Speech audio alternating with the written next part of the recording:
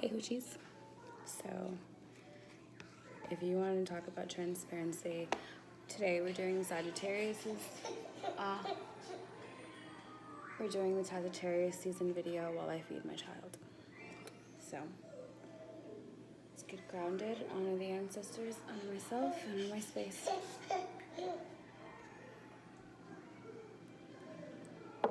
Alright, so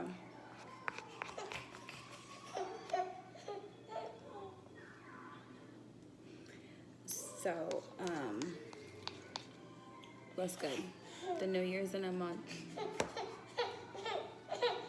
Right now's not the time. Can you not? Thanks. Do you know who you want to be in the year 2020? Because if not, you're behind.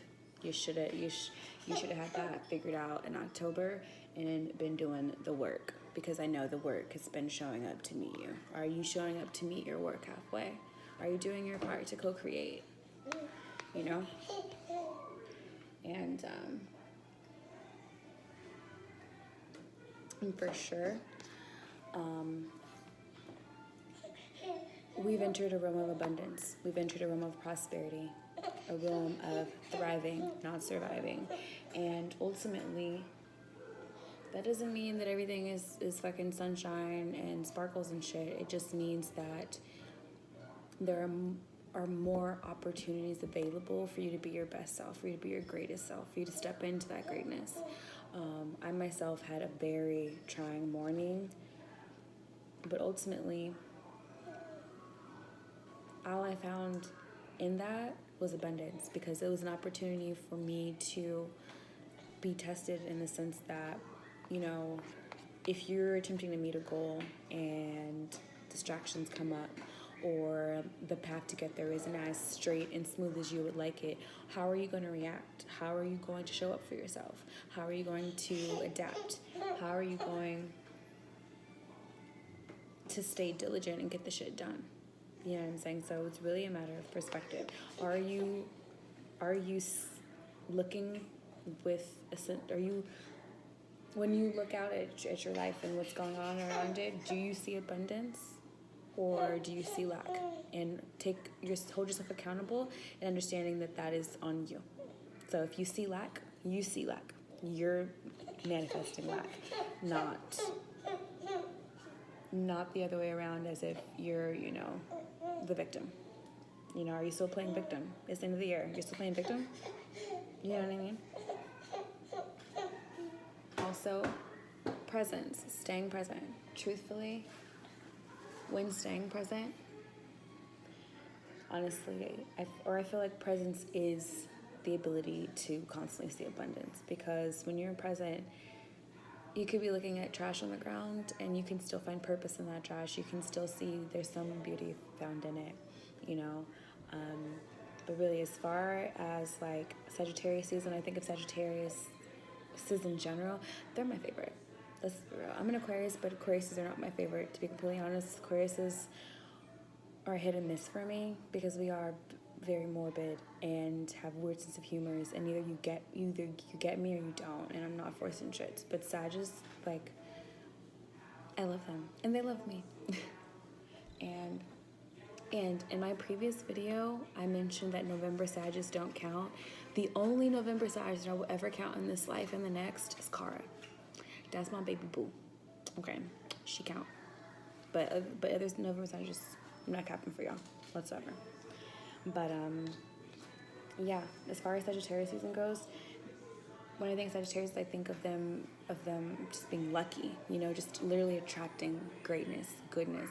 And when they get their opportunity to do their thing, they do their fucking best. They shine, because they're not worried about anybody else. You know what I'm saying? If there's anything except with Sagittarius, they mind their fucking business.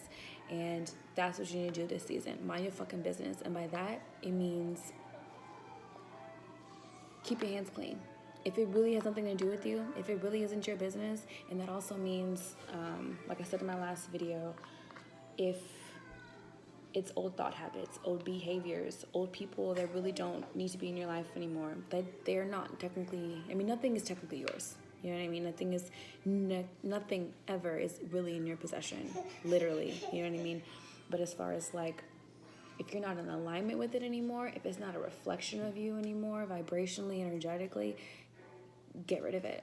Let it go. Keep your hands clean. Wash your hands of it. You know what I'm saying? Like, where you're going, you won't need it. Where you're going, all will be provided for you. And if that isn't abundance, what isn't? Do you know what I'm saying? Abundance is being able to begin, or living in a state of abundance is being able to honor your own, being able to recognize that you are abundance itself. You know what I'm saying? Like, there was a moment earlier when, because I'm just like, anxiety is a motherfucker. Anxiety will really be out here trying to convince you that the greatness that surrounds you, that there's still something wrong. There's still something you need to find, you know, to have a problem with. And it's really tacky. If anything, it's tacky, it's uncouth, it's commoner people problems. I'm not a commoner. So I've been being patient with myself and you know, hearing myself out, but understanding that I don't have to follow that shit. I don't have to follow those thoughts. I don't have to fight against those thoughts either, most importantly. Fighting against those thoughts is what feeds them. I don't have to acknowledge them whatsoever. I just have to let them flow, let them go. For sure, the phrase "let go, let God" has been showing up everywhere. I've been either hearing it on TV, seeing it written out on like Twitter or Instagram, or literal friends of mine bringing it up. So that's like the name of the game: let go, let God. And honestly, let go or be dragged. Let go or be dragged. One more time: let go or be dragged. Your bullshit can't come into 2020. Your low vibration can't come into 2020. Your self-sabotage can't come into 2020. So get your shit together. Have your own back for once. Where's your water, Mama?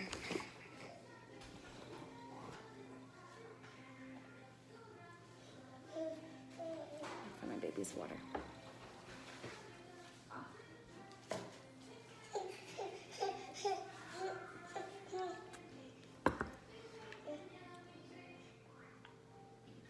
So,